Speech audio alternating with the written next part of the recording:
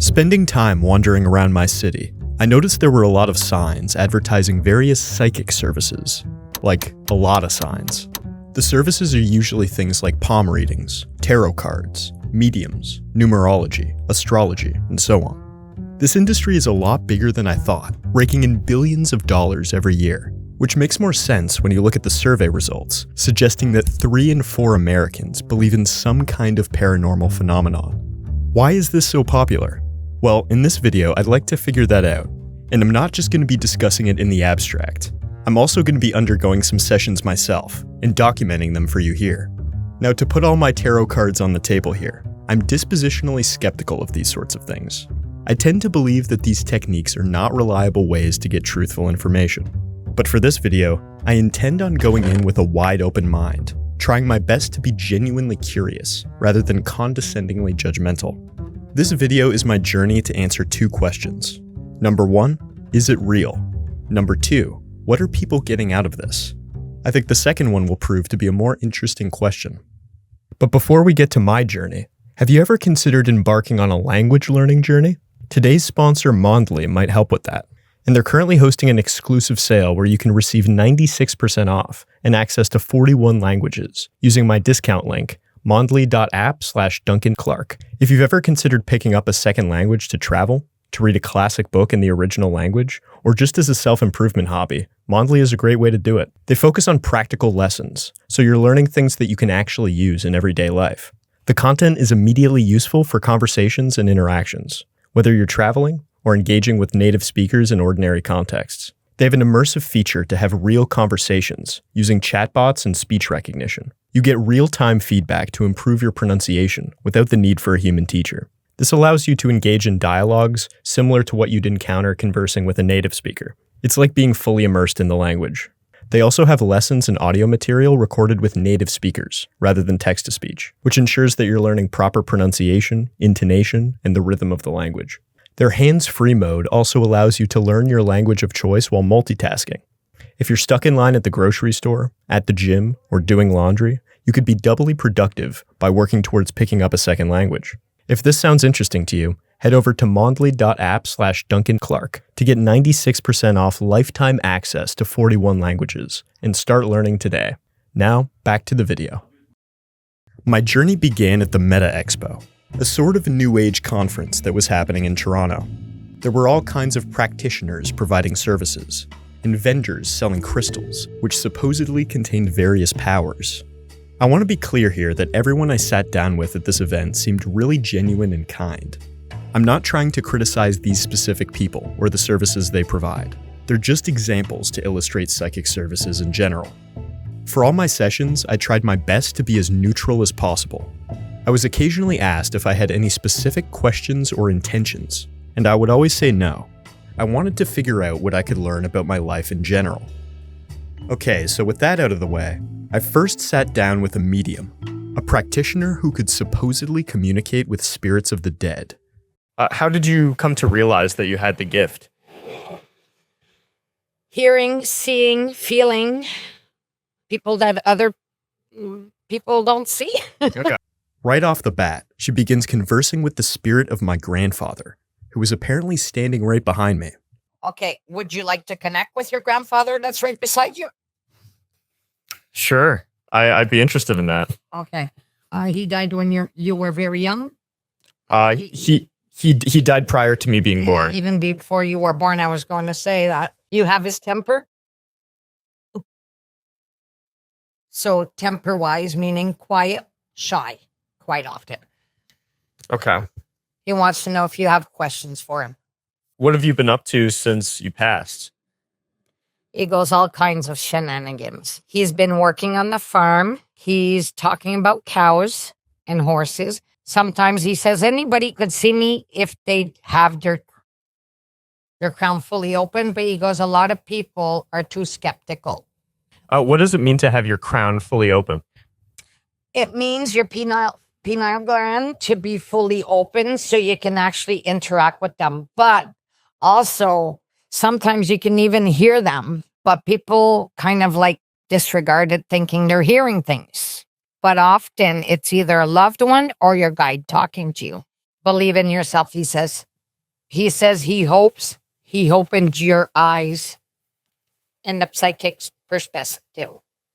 Next, I met with this guy, who performed some palmistry. Most of his reading of me was rather vague. A lot of these are just sort of compliments, or vague good news about how my life will go. How long you're going to live is actually the lines across the wrist this way. They're called the lines of prolongation. Maybe a good 80, 85. There's something else in here. It looks like it's going to be around there, but you want to look at it again in 10 years. And you might look at it in 10 years and it'll say 95. It means you're doing something right. You might look at it in 10 years and it'll say 62. It means you're doing something wrong. So, and accidents happen too. And this is what we call untimely deaths, and stuff. We're always privy to imperfections and the element of flux from time to time in life, He said I'll live a long life, around 80 or 85 years, but that I also can't count on that if I change my lifestyle or get in some freak accident. So that kind of hedges the bet. You have a very psychic or intuitive side yourself. It's weak because you haven't done as much as you could with it, but you have all three of the psychic signs. And you're actually very, very sensitive. What do you mean by sensitive? Can you expand on that? Well, not only sensitive to your environment as in psychic, but you feel things, right? You actually tend to be a very profound person, a bit of a thinker. You're predestined to make money for yourself. Past life reincarnation, you're a pretty old soul. So you've been around for a long time. And there's no way to prove that, It's just like how many lines are here and how deep they are, etc. Some people don't even believe in reincarnation. Some people do. And there's only one way we're ever going to find out the truth. Your life looks like it's going to be good. That's great to hear. Next, I met with this woman who performed a tarot card reading. She probably provided the most detail out of all my readings. She really dived into my character, what I can expect in life, and what I might want to do to ensure a good future. Now for this reading, there were a lot of compliments once again, but they were a little different. I want to go to your strengths. You definitely come in as a very strong, structured individual. You would be someone who would be good in government or organizing, very creative, right? You're a smart guy. Thank you. You're a smart guy. You've got a strong code of conduct. You know what's right, you know what's wrong. But then she presented the first bad news I've heard from any reading so far. I'm seeing a sense of frustration, overthinking, taking on what you should not be taking on. And that's, to me, where the devil comes in as well. What they are suggesting is you need a break. You need to step back. You need to pull away. Ominously, if I don't do this, the universe will force me to by creating a sudden and unexpected change in my life. If we don't take that break willingly, the universe will force you to. And this is what might happen. When I see the tower, this is sudden and unexpected change. It could be in the form of illness, loss of job, whatever. And this sudden and unexpected change, which is usually unwanted, is going to be the best thing that ever happens to you. A lot of happiness, rebirth, creativity. Look at, I got suns and rainbows here. Out of disaster, okay? Leaving what is not good for you, what is not working for you. It's time to say bye-bye. You're going to be inspired.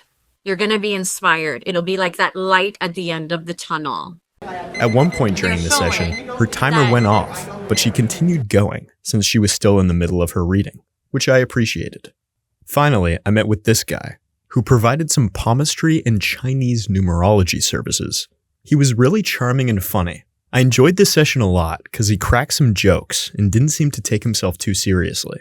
You've got quite a strong, what they call the girdle of Venus, which is a sign of sensitivity. You've got a good brain. You tell your friends I said so. You're cautious, you're careful, you look before you leap. Now, I might be wrong. I can do everything I could win the lotto, but difficult to focus sometimes. But once you put your mind to things, you do very well. You've got longer than the average lifespan.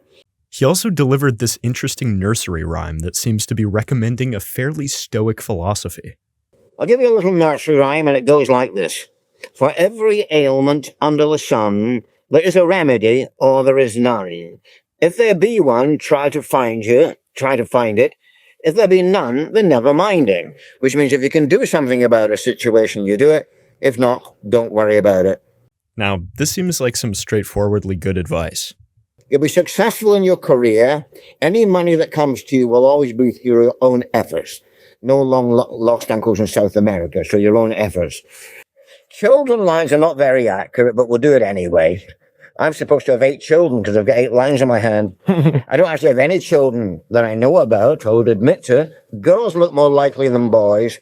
It looks like 2 girls. It could be 1 boy, 1 girl. We'll have to wait and see, of course. That's what it looks like. I don't have any kids yet. No, I know that. I'm psychic. The Chinese numerology was about the same, but had some weirdly specific parts too. Just do a quick thing to finish off with, called Chinese numerology. I'm going to work out your life path number, your most important number in life, done by adding up your date of birth. If I've added it up right, you're an 8, which is the money number, but let me double check. You'll be stable financially. You might not be rich, but you won't be poor. That's good. That means you could afford the tarot reading. Pink or rose is supposed to be a good color for you. You don't have to wear it, but it's a good color to have around you or near you. The arrow of skepticism. It means you don't believe a word I'm saying. It means you'll believe things, but it's got to be shown to you first. You don't take things at face value. You're a very giving nature, and the future is positive. So that's basically it. Hope you found that interesting. Yeah, that was wonderful. Now, this is kind of an appeal to authority, but I'd like to go through a couple famous smart guys who took psychic forces seriously and look at what they had to say about it. When I was researching psychic phenomena, I was surprised to find that the famous psychologist and philosopher, William James, was actually kinda into this stuff.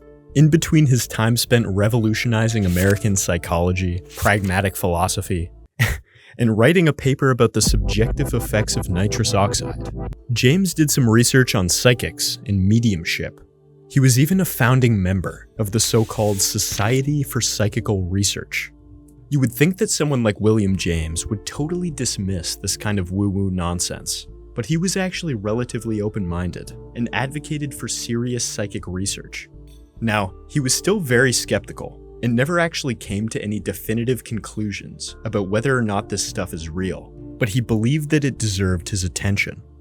James might have been able to justify psychics metaphysically too, because he believed that mind, or consciousness, is fundamental to the universe. This is known as panpsychism, and I could make a whole video about this take on consciousness. He wrote the following: "We with our lives are like islands in the sea, or like trees in the forest. The maple and the pine may whisper to each other with their leaves, but the trees also commingle their roots in the darkness underground, and the islands also hang together through the ocean's bottom. Just so, there is a continuum of cosmic consciousness against which our individuality builds but accidental fences, and into which our several minds plunge as into a mother sea or reservoir. So in this way, all our minds are interconnected within this cosmic universal consciousness. Perhaps psychics can tap into this to reveal information in their readings." The Austrian philosopher Rudolf Steiner was also really into this stuff. If you've ever heard of Waldorf schools, those are all based on the philosophy of this guy. He had his first so-called clairvoyant episode when he was 9 years old, where he saw a vision of his aunt, and he continued to explore these sorts of phenomena throughout his career. He had a similar take to William James. He believed that we shouldn't just accept spiritual phenomena without question, and we need to subject it to the same scrutiny we would anything else in science. But he was a lot deeper into it than James. He figured that anyone could become psychic. Through disciplined thought and inner development, he argued that people could cultivate a form of clairvoyance that was more controlled, conscious, and insightful than the haphazard visions or mystical experiences people described in ancient times. A lot of his career was spent trying to integrate rigorous science and philosophy with spirituality and the occult. As for my take on the metaphysics of psychics, I'm not sure I'm sold. If there is some kind of cosmic force determining our destiny, or some kind of universal consciousness tying us all together, I doubt that it's something we can consciously tap into ourselves. But I do appreciate the middle ground between outright dismissal and baseless belief. That being said though, let's jump into skeptic mode for a second. I can't make this video without mentioning the famous $1 Million Paranormal Challenge. Back in the 1960s, the magician James Randi was on a radio show talking about how paranormal powers were all fake. One of the panelists on the show, who was a psychic sort of guy, said that he should put his money where his mouth is and offer a cash prize if someone could prove real psychic abilities. Randi did, and he put up $1,000. Over the years, the total grew to over $100,000. And then in the 90s, one of his rich friends took it all the way to $1 million. The challenge was simple: demonstrate some kind of paranormal power to convince an independent panel. This challenge officially ended in 2015, when they decided they would use the money for something else. But over the course of those 50-ish years, no one was able to claim those $1 million. Maybe psychics aren't motivated by money though. Maybe they're just in it for the love of the game, and they don't want to waste their time convincing the unconvinced. Well, in the 80s, a group of psychologists in the Netherlands studied 12 psychics. They visited them several times over the course of years and showed them a photograph of someone they had never met, asking them to do a reading on them and provide details about the person. They did the same thing with a group of random people who weren't psychics. They ended up with over 10,000 statements about these people in the photographs. You probably won't be surprised to hear that the statements from the psychics weren't any more accurate than the random guesses by the non-psychics. Pretty much every study about psychics shows that their performance is no better than random chance. But surveys show that 1 in 6 people who have a psychic session believe that the reading was accurate. What's going on here? Preparing for this video, I read a book by the psychologist Richard Wiseman, where he looks at the psychological mechanisms behind paranormal phenomena. Goated last name, by the way. Wise man? Like, come on. This guy is also a YouTuber, coincidentally. You've probably seen his channel's Quirkology, and in 59 seconds. This book also has a unique mechanic, which is a term I never thought I'd use to describe a book. Every once in a while, he'll put in a QR code that you can scan to watch clips or listen to audio on your phone as you go along. This was also published like 10 years before every restaurant menu turned into an annoying QR code on the table. Anyway, Wiseman identified 6 key psychological mechanisms that allow psychics to do what they do. The first is flattery. I noticed a lot of this. Very strong, structured individual. You have an eye for detail. You're very conscientious. Very definitely a natural leader. You would be someone who would be good like in government or like organizing. A bright creative imagination. Very creative. You actually tend to be a very profound person. You're a bit of a thinker. You're a smart guy. Without a good brain. You're a smart guy, but very smart. You're predestined to make money for yourself. You'll be successful in your career. Your life looks like it's going to be good. That's great to hear. Not only do compliments make us feel good, but we're also more likely to agree with them. We all tend to believe that we're above average people. There's been a lot of research on this. 94% of people believe that they have an above average sense of humor. 80% of drivers believe that they're more skilled than the average person on the road. 75% of business people see themselves as more ethical than the average business person. Who would want to believe that they're boring and unfunny, a bad driver, or unethical? We have a built-in psychological bias to believe that we're generally a pretty good person. When a psychic tells us how great we are, we tend to believe them, since we think that way already. Number 2, we have a selective memory. If we're presented with ambiguous information, we tend to pay attention to the things that align with what we already believe and ignore the other stuff. Here's some things a psychic might say about your personality. You really like having a routine with some parts of your life, but in some cases, you enjoy being spontaneous. When you're with your friends, you're always very friendly and sympathetic, but sometimes you have a competitive side. Life can occasionally make you stressed out and insecure, but generally you're fairly relaxed and laid back. Sometimes you can be really creative and imaginative, but you're also capable of being down to earth and practical when you have to. When you're in the mood, you can be really outgoing and social, but sometimes you just want to have a night with a good book to relax. Difficult to focus sometimes. But once you put your mind to things, you do very well. These are all contradictory statements that don't really say much at all. But in the moment, you aren't hearing the whole statement. You're hearing the part that resonates with you.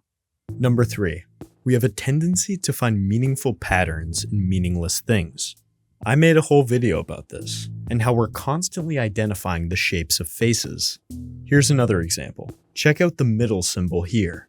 With the context, it's pretty easy to interpret it as the letter B. But now, I'll take the same shape and change the context. It's no longer a B, it's the number 13. This process kicks in during conversations too. People are always trying to articulate what's in their head, while simultaneously interpreting what the other person is trying to say. Comments people make can often be ambiguous or vague, but we can usually figure out what's being said based on the context. But this can also lead you to infer a meaning where there isn't any. For example, a psychic might tell you that they're sensing a big change concerning property. Depending on what's happening in your life, you might interpret this as a move to a new home, helping a friend move, inheriting a house, finding a new place to rent, one of your roommates leaving, or any other situation involving homes. They also don't specifically mention time here, so this could be something that happened to you recently, something that's happening now, or something that will happen in the future. When you hear a statement like this, you immediately start racking your brain and reflecting on your life to find something that might match. During my tarot reading, I was told that I'm doing something to myself that is unhealthy. The examples she gave were more psychological. So it could be negative self-talk, or it could also be someone in your life who is toxic, who is not for your benefit, or you're in an environment that is unhealthy for you. But this could also encompass physically unhealthy habits. Maybe I've been partying too much lately. Maybe I'm not sleeping enough. Maybe I should be exercising more. Chances are I can find something here that would apply to me. Number 4, we're always providing some kind of feedback. When two people are in conversation, they're communicating on so many levels simultaneously. Even if you're completely silent, you might nod, shake your head, look around, shift your body, or stare blankly. Psychics are always deeply attuned to this and can adjust their reading accordingly. This happened to me in this reading I mentioned earlier. You have his temper?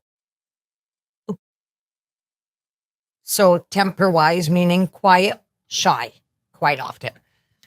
Okay. I stare blankly and don't react, and she immediately changes course. Number 5. For the same reason, people tend to think that they're funnier, smarter, and kinder than the average person. They also tend to believe that they're unique. Nobody sees themselves as an NPC. People tend to think that their life experience is special and individual to them. If a psychic is aware of this, there are some tricky things they can do. They might say that they're noticing some kind of injury on your left knee. Surprisingly, 1/3 of people have a scar on their left knee. They might say they're getting something about a jack in your family. For 1 in 5 people, this will turn out to be true. In this reading, she tells me that my grandfather was a farmer. He's been working on the farm. He's talking about cows and horses. Back in 1931, around when my grandfather was alive, 1 in 3 Canadians were members of the farm population. On the surface, it seemed like an eerily unlikely guess, but it was actually a pretty safe bet. And finally, number 6. Psychics know what to do when they're on the wrong track. They might start to broaden a statement, like, I'm getting a Jack. Oh, okay, maybe a John. A Joan? Jeremy? Maybe something that sounds like a J, like a K. Karen? Backpedaling into metaphor is a pretty common one too. A psychic might read that the client works on a boat. Oh, I see you on a port, waiting for a ship to arrive. But the client doesn't do anything related to boats. Oh no, the ship is a metaphor, representing new changes coming in the waves of life. The client might think to themselves and say, yeah, I did just get married. This mechanism was definitely at play when she broadened having a temper to having the same sort of temperament. Now, all that being said, I want to make it clear, I'm not arguing that all psychics are shrewd scammers, intentionally using all these techniques to trick you into believing they're legit and taking your money. Some of them are, but I would imagine that very many of them are fully genuine. But they are probably doing these sorts of things subconsciously. The gift they describe is just being very perceptive and spending enough time doing readings that they've implicitly learned what works. You've probably come across a situation in life where you don't know what to do. You're presented with two options, and figuring out which one to pick seems like a lot of work. Should I go to art school, or should I learn to code? Should I move to a different city, or should I stay where I am? Should I order lasagna or bolognese? An easy way to resolve these things is to just flip a coin. It's a lot easier and more straightforward than going through all the pros and cons of each option, visualizing the different futures, and trying to come up with an actual reason to make your choice. The coin gives you the push to actually take action. You get to sit back and relax because you can just leave it all to the coin. The coin has all the responsibility. Looking to divination and psychic forces is a way for us to outsource our decision-making in the same way. The world is complicated to navigate, so if you get to push that burden onto somebody else, you don't have to feel like you take responsibility for those decisions. It gives you the comfort that somebody, somewhere, knows what's going on and can tell you all about it. In a mimetic way, psychics probably caught on in culture because they served this purpose for people effectively.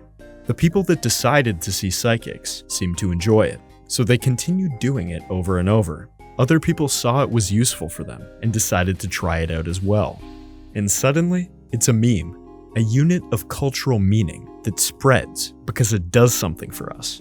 It's a naturally occurring phenomenon that seems to appear across different cultures because it's valuable in some way. So, psychic forces might not be real, but that doesn't mean they can't be valuable. After you see a psychic, your decision or your understanding of your life might not actually be any more informed than it was before, but it can give you the confidence to actually make that decision or feel satisfied with your understanding of your life. Maybe you're in a difficult situation and you don't know what to do. You don't trust your judgment, even though deep down you know what you need to do. A psychic can help you actually go through with it. The tarot cards told you that you're already on the right track. Your dead grandfather standing behind you agrees. You should do that thing. They don't realize what's happening, but every time they see a psychic, they feel relieved and confident. They have direction and comfort. It doesn't actually matter whether any of this is the result of spiritual processes. It's fully psychological. Unless somebody like me decides to make a video and break the spell for everybody. So I think that's what psychics tangibly do for people. But why do people gravitate towards psychics specifically? Why don't they just grab a coin? Well, I think it has to do with the vibes. A lot of people will tell you that you need some kind of spirituality to live a good life, whether that be organized religion, the New Age movement, or even an intense pursuit of art or something. But it's hard to pin down exactly what they mean by this. People will say it's stuff like paying attention to your soul, thinking deeply about life, or not being materialistic. Spirituality is seen as the inverse of materialism, understood not only in the metaphysical sense, that there's more than just matter and physical reality, but also materialism in the sense of buying lots of things. In Daniel Dennett's book, Breaking the Spell, he suggests that what people are pointing at here with spirituality doesn't actually require belief in any specific god or immortal soul. It's just letting go of yourself, being genuinely curious about the world around you, and not losing track of the sense of awe and majesty at the sheer complexity and beauty that's possible in this world. All of the ordinary daily worries of life are treated as they actually are, ordinary daily worries that don't matter that much in the grand scheme of things. There's a problem with this sort of conflation happening in our culture. There's been a connection made between believing in psychic forces and being a good, thoughtful, honest person. The materialists, the atheists, and the skeptics are close-minded, myopic, and cynical, whereas the free-spirited psychic enjoyers are open-minded, interested, curious, and quirky. Obviously, this isn't always the case, but the cultural branding of psychics is undeniably good. It's mysterious, ritualistic, spiritual, and it scratches that itch of whimsy and unconventionality. I hope this video has shed some light on the culture of psychics. If you came into this as a believer, I hope that I haven't ruined your fun, and I wish you the best. If you came into this as a skeptic, I hope that you have a better understanding of why people gravitate towards these things, even if they're fake, and that you can still have respect for people who are into it. Thanks again to Mondly for sponsoring this video. Once again, you can go to mondly.app/Duncan Clark for 96% off lifetime access. If you'd like to support the channel, you can head over to my Patreon. Thanks for watching.